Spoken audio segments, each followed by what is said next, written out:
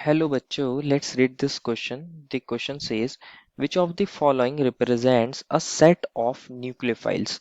Option A BF3H2 NH2 negative, option B is AlCl3 BF3 and NH3, option C is Cn negative RCH2 negative and ROH and option D is all of this.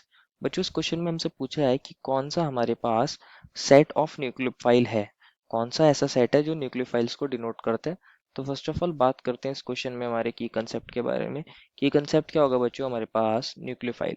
Nucleophile बच्चों वो species होती हैं जो electron rich होती हैं और इनकी tendency क्या होती है टू डोनेट इलेक्ट्रॉन। क्या टेंडेंसी होती है इनकी, ये इलेक्ट्रॉन्स को डोनेट करना पसंद करते हैं।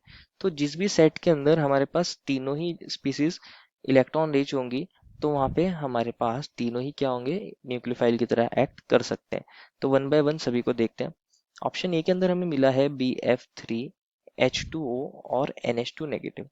अगर मैं बात करूं बच्चों हमारी BF3 की, तो BF3 के अंदर हमारे पास B से 3 फ्लोरीन एटम्स बॉन्डेड होते हैं और ये वाला जो हमारे बोरोन है इसके पास टोटल 3 इलेक्ट्रॉन्स अपने हैं और 3 इलेक्ट्रॉन्स कोवेलेंट बॉन्ड बनाने के बाद इसके वैलेंस शेल में और टोटल 6 इलेक्ट्रॉन्स हो जाएंगे।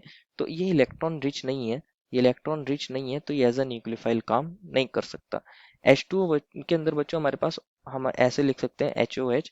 यहाँ ऑक्सीजन के पास 2 लोन पेयर हैं और 2 बॉन्ड पेयर हैं, टोटल वैलेंस इलेक्ट्रॉन 8 है। तो ये एज ए न्यूक्लियोफाइल काम कर सकते हैं। और NH2 नेगेटिव के अंदर बच्चों क्या होता है हमारे पास नाइट्रोजन है, इससे एक हाइड्रोजन अटैच है, एक हाइड्रोजन अटैच है, एक इसके पास लोन पेयर है, एक इलेक्ट्रॉन अपना है, एक इलेक्ट्रॉन इसने गेन करा है, इसको मैं ऐसे लिख सकता हूँ। तो टोटल इसके पास भी 8 इलेक्ट्रॉन है बच्चों।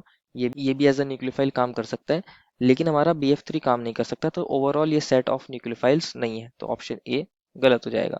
ऑप्शन बी में मिला हमें AlCl3 BF3 एंड NH3।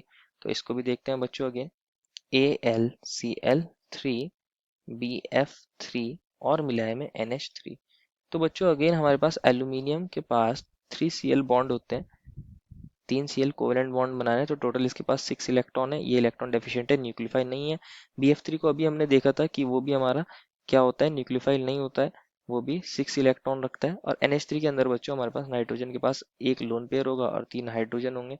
तो अगर आप यहाँ नाइट्रोजन के लोन पेयर्स और हमारे सिग्मा बॉन्ड्स को काउंट करेंगे, टोटल इसके पास 8 वैलेंस इलेक्ट्रॉन होते हैं। ये न्यूक्लियोफाइल की तरह काम कर सकता है, लेकिन ओवरऑल सेट न्यूक्लियोफाइल्स का नहीं है, तो ऑप्शन बी भी गलत हो जाएगा। ऑप्शन सी को देखते हैं। ऑप्शन सी में मिला है हमें Cn negative RCH2 negative and ROH। तो इसको समझते हैं, Cn नेगेटिव और RCH2 नेगेटिव और मिला है हमें ROH।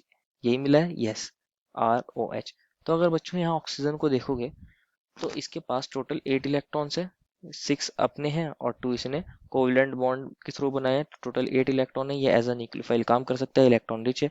RCH2 नेगेटिव के अंदर इसको मैं ऐसे लिख सकता हूँ RC, एक हाइड्रोजन ये रहा, एक हाइड्रोजन ये रहा, इसके ऊपर नेगेटिव चार्ज है, दैट मीन्स एक इलेक्ट्रॉन अपना है, एक इलेक्ट्रॉन इसने गेन करा है। और ये टोटल इसके इलेक्ट्रॉन्स काउंट करोगे इस कार्बन के पास 3 और 5 और ये 6 और ये 7 और ये 8 इलेक्ट्रॉन्स हैं उसके पास। ये इलेक्ट्रॉन नीचे इजीली इस नेगेटिव चार्ज को डोनेट कर सकता है, एज अ न्यूक्लियोफाइल काम कर सकता है। और Cn नेगेटिव को मैं लिख सकता हूँ C ट्रिपल बॉन्ड N।